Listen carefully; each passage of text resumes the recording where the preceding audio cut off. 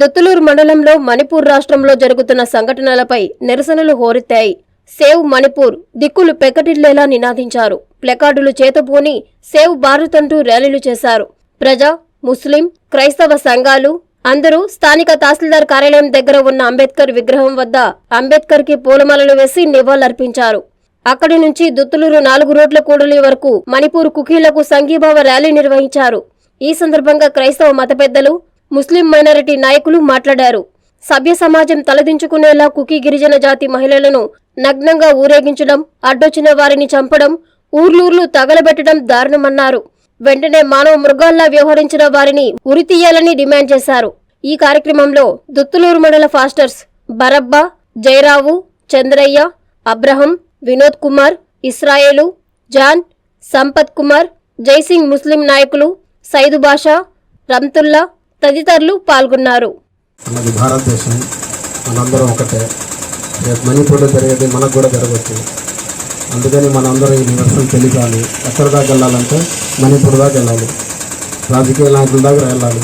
అందుకని ఈ నిరసన మనం ప్రతి మండలాల్లో, ప్రతి గ్రామాల్లో దీన్ని తెలిపి దీన్ని ముందుకు తీసుకెళ్లాలని కోరుకుంటూ మన తరఫున మేము కూడా ఈ నిరసనలో పాల్గొన్నాం. మణిపూర్లో జరుగుతున్నటువంటి హింస అనేక విధాలుగా సోషల్ మీడియాలో ఆయా విధాలుగా మనము చూస్తూ ఉన్నాం. సాటి భారతీయులుగా, అలాగే క్రైస్తవ సమాజంగా ఆ హింసను ఆపవలసిందిగా, తగినటువంటి చర్యలు తీసుకోవాల్సిందిగా ఆ రాష్ట్రంలో ఉన్నటువంటి ప్రభుత్వాన్ని కానీ, అలాగే కేంద్ర ప్రభుత్వాన్ని కానీ, పాలకులను ప్రత్యేకంగా కోరుతూ ఈరోజు మేమందరం కూడా ఈ రీతిగా నిరసన తెలియచేయడం యొక్క ముఖ్య ఉద్దేశం అంటే, మనమందరం కూడా భారతీయులం, సహోదర ప్రేమను కలిగి ఉండాలి. అందరం కూడా భారతదేశ పౌరులుగా ఒకరినొకరు గౌరవించుకోవాలి. స్త్రీలను ప్రత్యేకించి మనం గౌరవించాలి. ఈనాడు అక్కడ జరిగిన సంఘటనలు చాలా బాధాకరంగా ఉంటున్నాయి. ప్రజాస్వామ్య దేశంలో ఇలాంటి సంఘటనలు జరగడం చాలా బాధాకరం.